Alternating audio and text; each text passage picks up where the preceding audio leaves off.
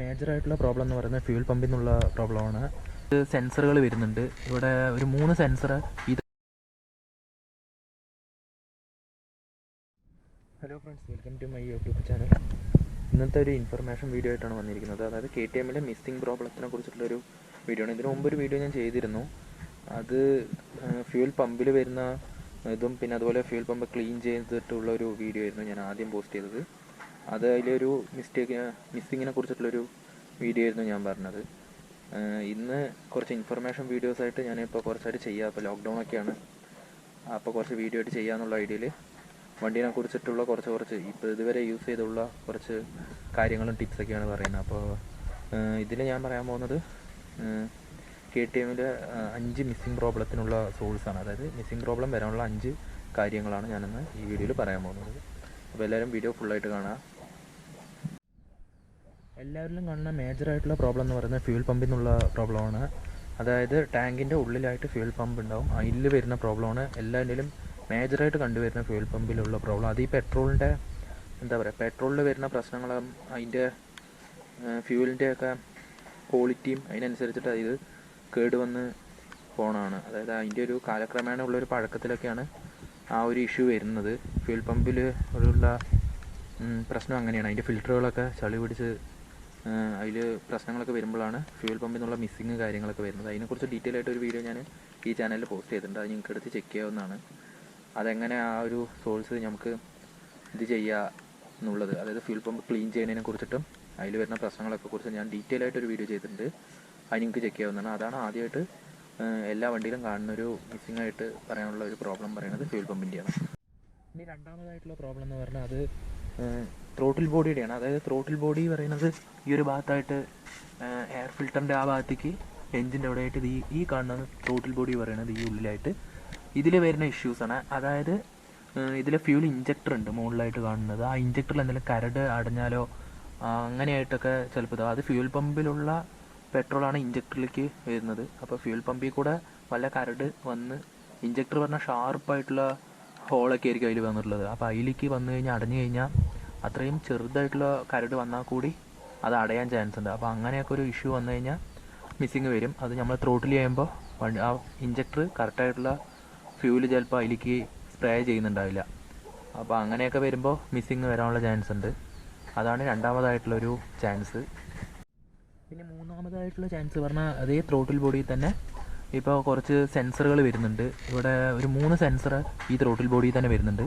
അപ്പോൾ ഈ സെൻസറിലേക്ക് കറക്റ്റായിട്ടുള്ള ബാറ്ററിയുടെ പവർ എത്തിയില്ലെങ്കിലും അങ്ങനെ വരും. അത് വയറിങ്ങിലൊക്കെ ഉള്ള ചിലപ്പോൾ പ്രശ്നങ്ങളൊക്കെ ആയിരിക്കും ആ ഒരു ഇതായിട്ട് വരുന്നത്. അതായത് ഇതിലേക്ക് പോണ ബാറ്ററിയുടെ പവർ കറക്റ്റായിട്ട് ഇതിലേക്ക് വന്നില്ലെങ്കിൽ ആ ഒരു ഇഷ്യൂ വരും.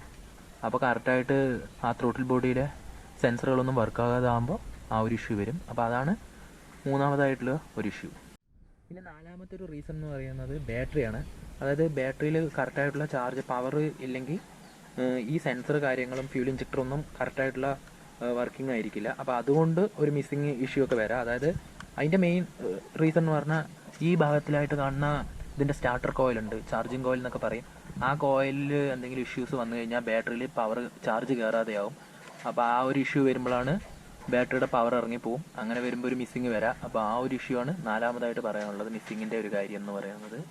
അപ്പോൾ അത് ചെക്ക് ചെയ്താൽ മതി. അത് ഇലക്ട്രോണിക് ബാറ്ററി കടയിലൊക്കെ പോയി കഴിഞ്ഞാൽ അവർ അതിൻ്റെ പവർ എത്രയാണ് ഉള്ളതൊക്കെ ചെക്ക് ചെയ്ത് കഴിഞ്ഞാൽ 14 എന്തോ വേണം. അപ്പോൾ ആ ഒരു ഇത് ചെക്ക് ചെയ്ത് കഴിഞ്ഞാൽ നിങ്ങൾക്ക് അതൊന്ന് നോക്കാവുന്നതാണ്. അപ്പോൾ അതാണ് പിന്നൊരു നാലാമതായിട്ട് ഉള്ളൊരു ഇഷ്യൂ എന്ന് പറയുന്നത്.